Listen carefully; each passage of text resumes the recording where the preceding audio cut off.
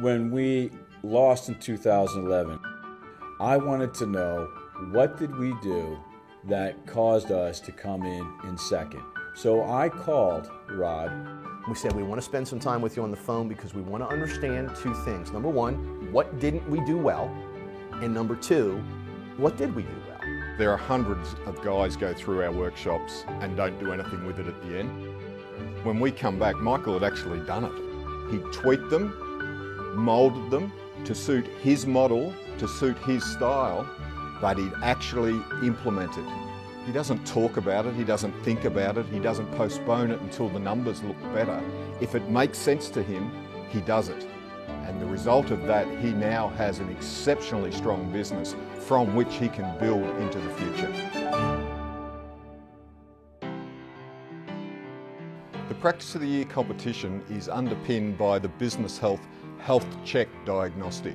The health check itself looks at the business in 5 core areas, and within each of those areas it breaks down to 32 specific elements. The health check provides a rating, anything from poor health through to super fit.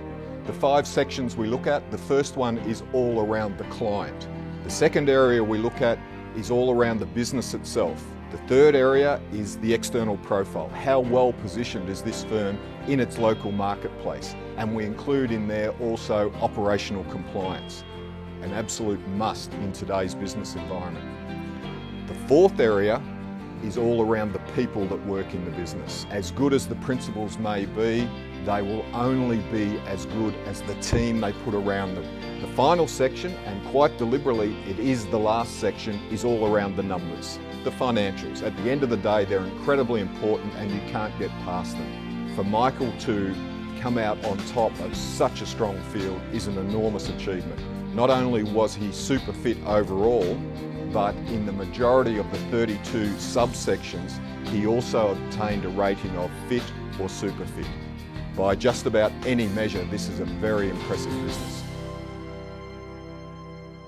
When I was looking for office space, one of the things I wanted to do is separate myself from other advisors. So I was looking for a unique location, and I found it in the barn. When we renovated the barn, what I tried to do is make sure that I kept all the original beams. I try to keep it as authentic as possible. I want clients, when they come into our location, I want them to feel comfortable. I want them to feel relaxed. We're talking about finances, and a lot of people just don't like talking about that. We don't have any TVs. We don't have any financial periodicals around our office. It's meant more to just be at home, so to speak. He's done a great job in turning that barn into something special. Client First Financial is an affiliate of Keystone Financial Management. Actually, Mike's office was 2 doors down from me here for all of his career, except for about the last 2 years when he formed Client First Financial. The idea, the vision of Client First is something that's been in Mike Fisher's head for a long time. Mike has always been someone that had a real drive and motivation to be number one.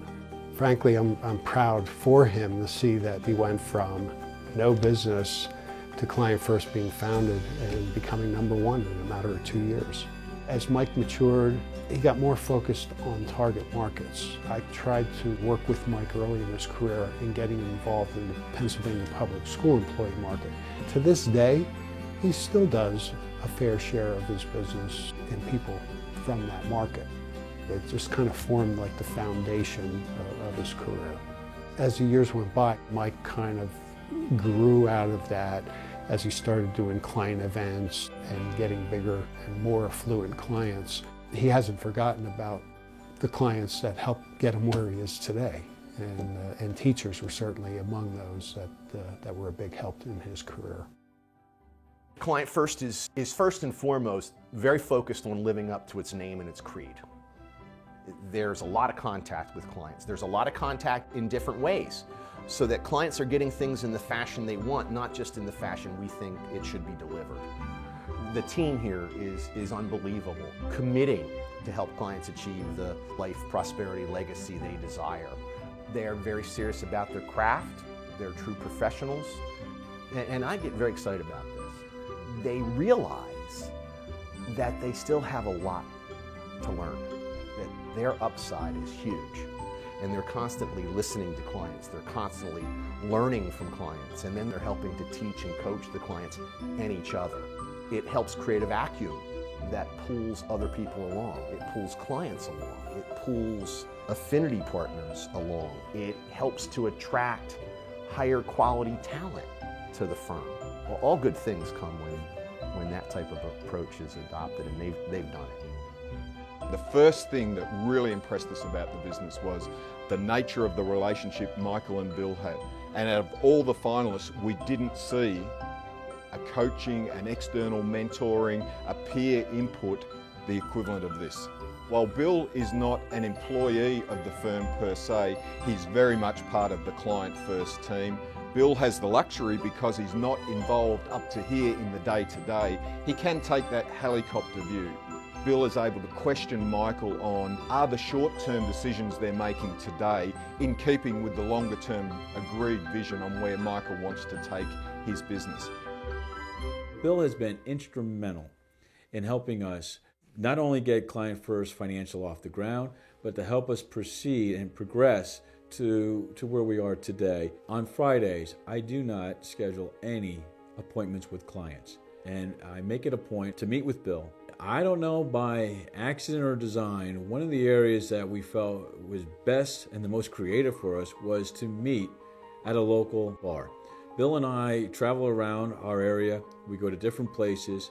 It allows us to relax and really just concentrate on what we have to do. We put in about 2 to 4 hours of work on these Fridays, so it is work intensive, but then of course it's fun afterwards.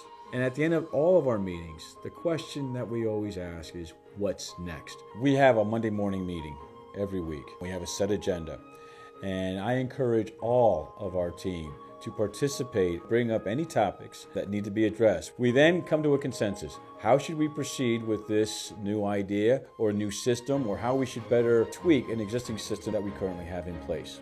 It gives everyone a sense of ownership, being part of the firm, which is the type of culture that I'm trying to develop here at Client First. If you're going for a walk in the morning, or you're sitting at home, or you're at a ball game, and an idea pops in your head, every Monday morning when we meet, we're promoted to share what that idea is. Whatever it may be, whatever that scope is, that's welcome. You're not just a part of the parameters of your role, you're part of the growth of the entire group. So that's the biggest incentive for me. I enjoy, coming in here and knowing that I got a team behind me and around me that's gonna share my passion and listen to what ideas I may have about ways we can always improve. John Hancock and NFS have had a long-standing relationship going back to 1996. We're very excited to sponsor this contest for the first time with John Hancock, and it won't be the last time. We're in a very, very important business. Outside of people's physical health, their financial health is probably the next most important thing in their lives. Great advisory practices help them get to their financial goals in a way that's right for them. So I think we all need to take a step back, reflect on the importance of our professions, and really learn from those who are doing it well and take our game to the next level every single year. I would like to congratulate Michael Fisher and the entire team at Client First down in Pennsylvania for the great job they did in winning this year's competition. Congratulations.